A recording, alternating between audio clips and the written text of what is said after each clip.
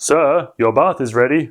When the first transatlantic steamships started plying the oceans in the 1830s, people used to wear perfume in self-defense. Yes, self-defense. You wore perfume so that you couldn't smell other people. Regular bathing wasn't really a thing. The rich might have had more access to bathing and thus would have been cleaner, but for most people, bathing on a regular basis wasn't something that they did. So you wore perfume so that you couldn't smell other people.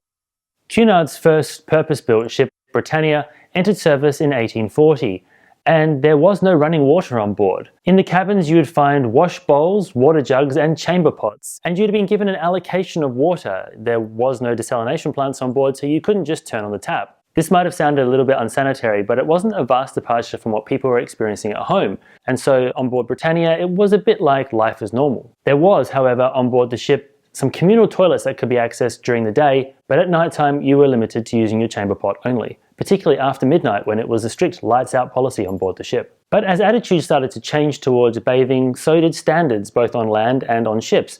And in fact the Hindostan, a P&O liner from 1843, even had private facilities in a few of the first class cabins. Everyone else had to still go down the hall. By the turn of the 20th century, attitudes towards bathing had changed, particularly amongst the upper classes and those people who could afford indoor plumbing. On board ships of this era, you also started to see changes taking place, and I thought I'd focus on one of the most famous ships that everyone knows of, that is the RMS Titanic. Titanic was the second in the Olympic class of liners built by the White Star Line, and they were designed to be ultra luxurious, particularly in first class. But just because it was a luxurious ship didn't mean you had access to a private bathroom. In fact, on Titanic, only a few first class cabins had their own ensuite. Everybody else in first class had access to a bathroom. However, these were communal bathrooms that, while private whilst you were using them, were not attached to the cabin and were accessed by multiple passengers. And bathing was a little bit different to what it is now as well, because on board the Titanic and her sister ship, the Olympic, you had access to seawater only. It did come in hot and cold, but it wasn't the fresh water that we expect in a bath today. By this stage, there was a class system on board the ships, first, second and steerage. In second class on board the Olympic and the Titanic, you had access to baths, but none of the cabins had ensuite, and there were far fewer bathrooms per passenger than what you would find in first class. But moving down to third class or steerage is a completely different situation.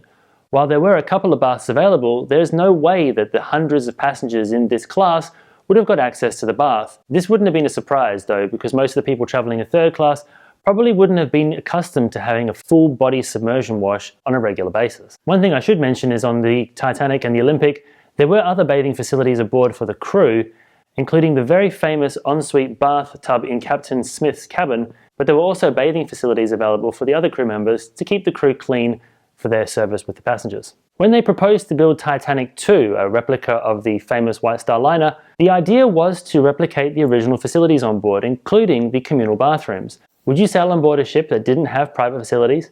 Let me know what you think in the comments below. If we skip forward a little bit and think of the golden age of transatlantic travel, particularly in the pre-World War II era when Queen Mary and Normandy were ruling the North Atlantic, this is an era that is romanticized as being luxurious and the epitome of transatlantic travel. But even on a ship like Queen Mary, which was the flagship of Cunard White Star and considered the ultimate ship from British engineering point of view, in first class not all cabins had private bathrooms. In fact, it was still in the minority. For most people, they needed to make a booking with the Bath Steward to access the bathrooms on board the ship.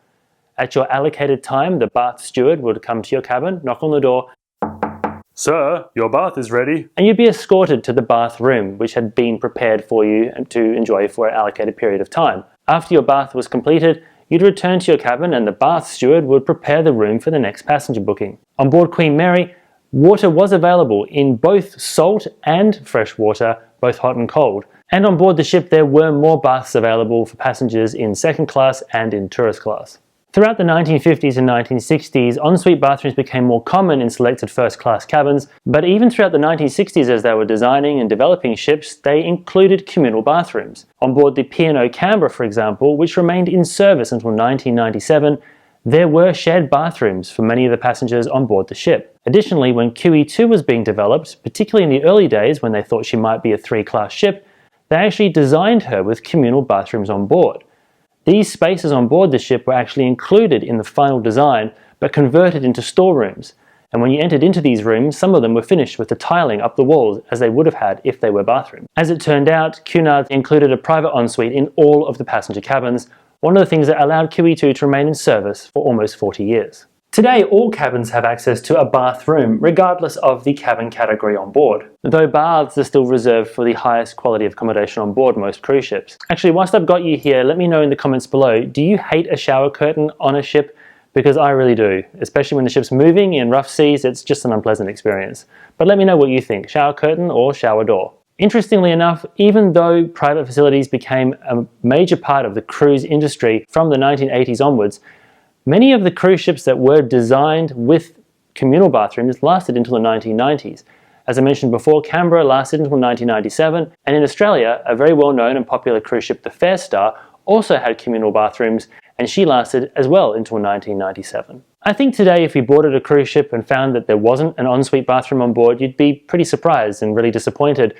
But at the same time, you have to remember that the standards of living have changed compared to those ships of old. When the ocean liner was first starting to develop on the North Atlantic, many people weren't used to having access to running water or bathing on a daily basis, and therefore the experience on board the ship was kind of accustomed to what they were used to at home.